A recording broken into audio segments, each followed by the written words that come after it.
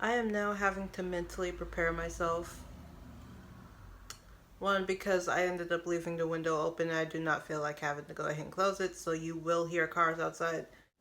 And whoever is essentially doing yard work right now.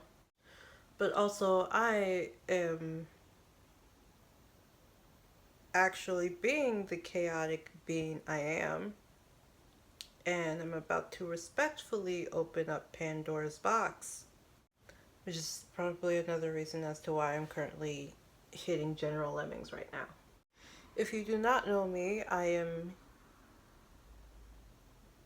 your local internet friend, aka Toki. And I do a lot of videos that talk specifically about like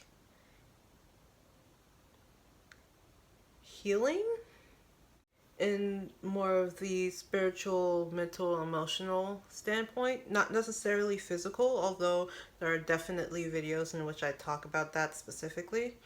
But also just like other things that people who feel just slightly off or slightly different than like everyone around you might end up having to deal with. Essentially, this is a channel for the general curse breakers and or black sheep of their own families or communities. It is essentially supposed to be a generalized safe space to be who you are respectfully, because it's also supposed to be a safe space for other people, and we have to like keep that in mind. But one safe space cannot be specifically created without ridding shame and embarrassment. What specifically do I mean by that? Well, in order for this to be an entirely safe space, I have to go ahead and also feel safe in the space that I'm specifically creating on the internet. However, with the fact that my family specifically has this entire thing about not letting other people know that you're going through stuff and trying to keep up the image of we're fine, we don't need help, and how much of a toll that has actually taken on me. So while there are a lot of videos that I specifically talk about certain problems that I've become aware of and am doing things specifically to like counteract those problems, or at the very least to help myself with them, there are other problems that I specifically still have to like handle, and though I am aware of these problems, there's not really much that I can do about them. But the fact of the matter is that they're still affecting me in the way that I'm able to do things. So at the very least, like bringing them out into the open will essentially help me get over that shame and embarrassment, because it's out there now and it's on the internet. But it's also essentially breaking away from the way that my family traditionally deals with these sort of problems, while also being like, hey, as much as it seems like I have everything together, I do not. Like, once again, I am just reminding myself that having that window open was a bad idea. But I don't feel like having to close it, so we're just going to continue on. Let that be the running gag for this video. Me constantly being reminded to close the window before I film. Although that should have been a thing that I already did. Well, we had to learn somehow. So last night I basically started typing an entire list that I have titled Silly Little Quirks.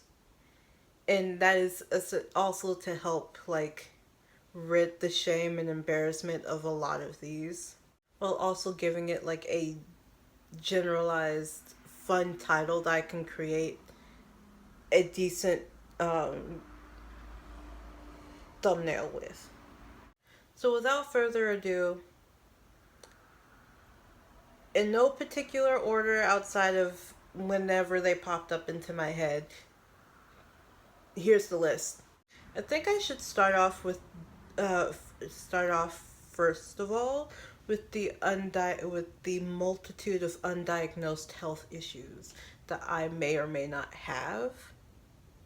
And it's simply because of the fact that I say that I may or may not have them is because I can't necessarily say for sure because they haven't really been diagnosed. And while I've gathered enough information to be able to say I'm more likely to be inclined that it's this thing, I would still need a professional opinion.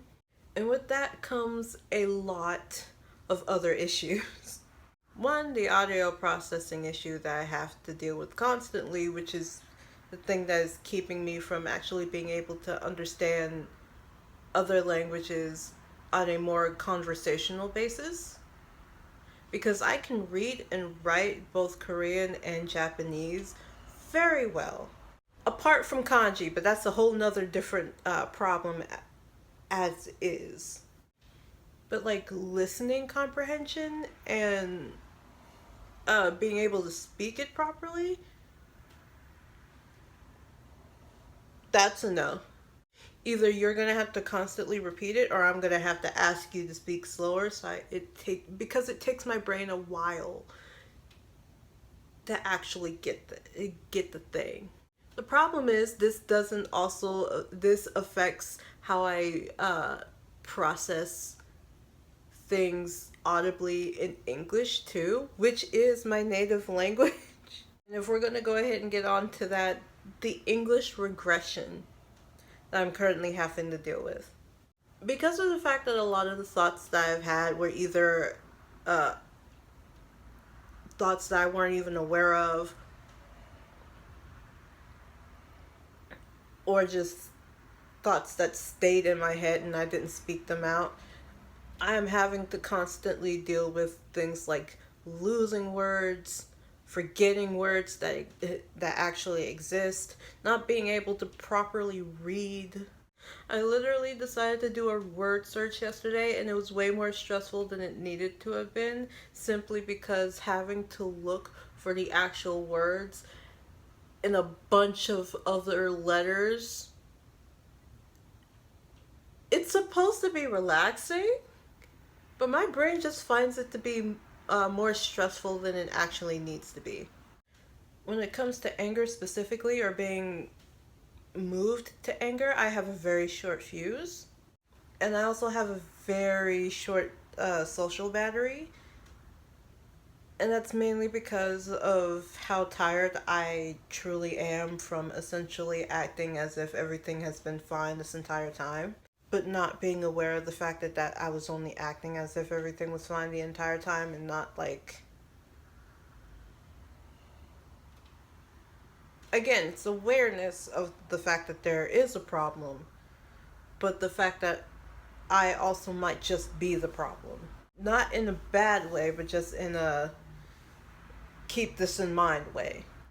Adding on to that, I feel like my patience have been wasted on things and people that I shouldn't have wasted it on in hindsight. At the same time, the unawareness itself is absolutely disturbing.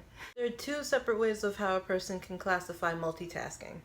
One, being able to pivot from one task to another fairly easily and eventually getting all of them done. I'm really good at that. But if you're asking me to do two things at once, and two things simultaneously, I'm less likely to be able to do that. Like, I can barely laugh, and I can barely walk and laugh at the same time. No, one of them's gonna have to stop, and it's obviously the walking. But that also means that it's very difficult for me to try to block one person out while trying to listen to someone else. Because the way that I tend to block things out is I tend to put on my headphones and put on music. And if I end up blocking one person out, I end up blocking everyone else out. And I will only end up being able to hear my music.